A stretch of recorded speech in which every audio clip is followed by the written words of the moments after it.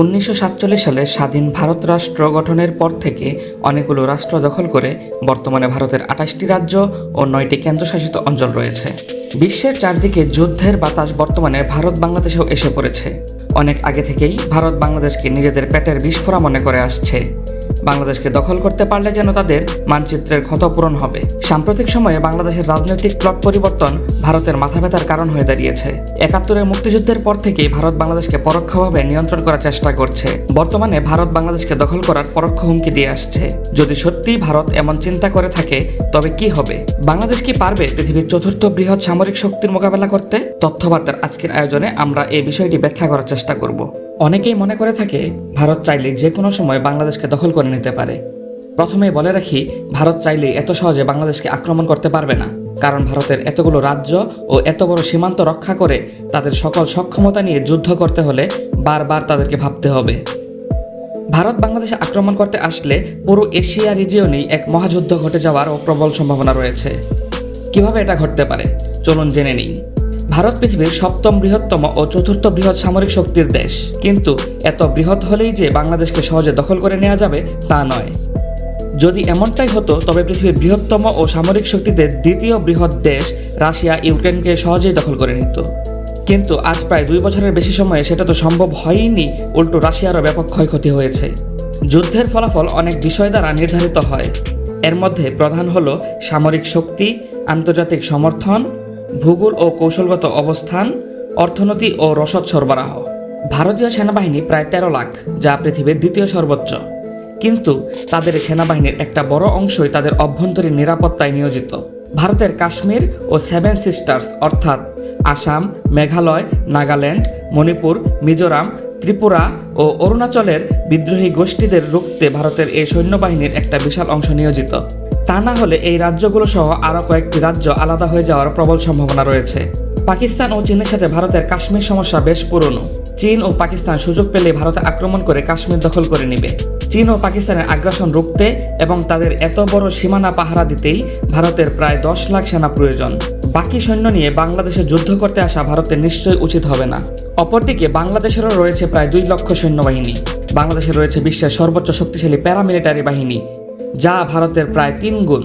যদিও ভারতের কাছে বাংলাদেশের চেয়ে অনেক বেশি যুদ্ধ বিমান রয়েছে যা দিয়ে বাংলাদেশকে লণ্ডভণ্ড করে দিতে পারে, কিন্তু দেশ দখল করতে হলে অবশ্যই সৈন্যবাহিনী লাগবেই। শুধু তাই নয়, ভারত হয়তো শুধু সেনা দিয়ে যুদ্ধে অংশ নেবে, কিন্তু বাংলাদেশের নির্ভীক জনগণ সর্বাগ্রে সম্মিলিতভাবে জাতীয় অস্তিত্ব রক্ষায় ঝাঁপিয়ে পড়বে, যার প্রমাণ আমরা 71-এর মুক্তিযুদ্ধে দেখেছি কিংবা 24-এর জুলাই বিপ্লবেও দেখেছি। ভারতীয় নৌবাহিনী ও বিমান বাহিনীর সক্ষমতা বাংলাদেশের চেয়ে বেশি। তাদের রয়েছে রাফাল, সুখোই 30, মিগ-29-এর মতো যুদ্ধবিমান, 700টি হেলিকপ্টার, 295টি যুদ্ধজাহাজ, 17টি সাবমেরিন, সেই সাথে রয়েছে 2টি বিমানবাহী রণতরী, যা বাংলাদেশের তুলনায় অনেক বেশি। অন্যদিকে বাংলাদেশেরও আছে মিগ-29, F-7-এর মতো যুদ্ধবিমান, 60টি হেলিকপ্টার, 100টি যুদ্ধজাহাজ ও 2টি সাবমেরিন। কিন্তু মজার ব্যাপার হলো ভারতের বেশিরভাগ যুদ্ধবিমান কাউন্টার স্ট্রাইক করতে সক্ষম না। ভারতের পর্যাপ্ত যুদ্ধবিমান থাকলেও তাদের লজিস্টিক সহযোগিতা করার সক্ষমতা অতটাও নেই। আর তারা চাইলেও সবগুলো বাংলাদেশের বিপক্ষে ব্যবহার করতে পারবে না, কারণ পাকিস্তান ও চীনকে রুখতেও এগুলো লাগবে। অন্যদিকে বাংলাদেশের সেনা নৌ বিমান বাহিনী এখন আন্তর্জাতিক মানের। প্রায় 50টি দেশে তারা যুদ্ধ করার অভিজ্ঞতা লাভ করেছে। জাতিসংঘ শান্তিরক্ষী মিশনে বাংলাদেশের সৈন্যদের অবস্থান প্রথমে। বাংলাদেশ বর্তমানে আধুনিক সমরাস্ত্র ক্রয়ের দিকেও ধাবিত হচ্ছে। আধুনিক ট্যাঙ্ক, যুদ্ধবিমান, ড্রোন এবং অন্যান্য অস্ত্র সংগ্রহ করছে, যা বাংলাদেশকে এক নতুন উচ্চতায় পৌঁছে দিবে। এবার আন্তর্জাতিক বা পার্শ্ববর্তী দেশগুলোর সমর্থনের দিকে আসা যাক। যুদ্ধ শুরু হলে পাকিস্তান, চীন বাংলাদেশকে সরাসরি সমর্থন দেওয়ার সম্ভাবনা রয়েছে। অন্যদিকে পরোক্ষভাবে রাশিয়া হয়তো সমর্থন দিবে, কিন্তু ভারত সমর্থন পাবে মিয়ানমারের। আর আমরা জানি মিয়ানমারের শক্তিমত্তা গৃহযুদ্ধে অনেক কমে গেছে। তাদের সৈন্যবাহিনী এক বিশাল অংশ এই গৃহযুদ্ধে কমে গেছে। অন্যদিকে পরোক্ষভাবে আমেরিকা হয়তো ভারতকে সমর্থন করবে। এক্ষেত্রে পুরো এশিয়া মহাদেশে এক বিশাল দামামা বেজে যাবে। বাংলাদেশের ভৌগোলিক অবস্থান প্রতিরক্ষার জন্য সুবিধাজনক হতে পারে, বিশেষ করে নদী ও গ্রামীণ এলাকার জন্য।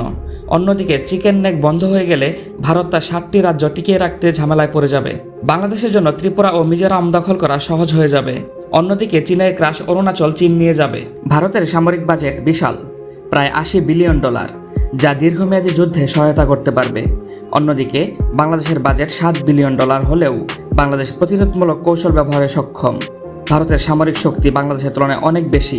অন্যদিকে বাংলাদেশ প্রতিরক্ষায় দক্ষ ও নিজস্ব সীমান্ত রক্ষায় সক্ষম। পরিশেষে একটা কথা মনে রাখতে হবে যে যুদ্ধ কখনো শান্তি বয়ে আনতে পারে না। ভারত বাংলাদেশ আক্রমণ করলে বাংলাদেশে যেমন প্রাণ হারাবে লাখ লাখ মানুষ, ঠিক তেমনি ভারত শান্তিতে থাকবে না।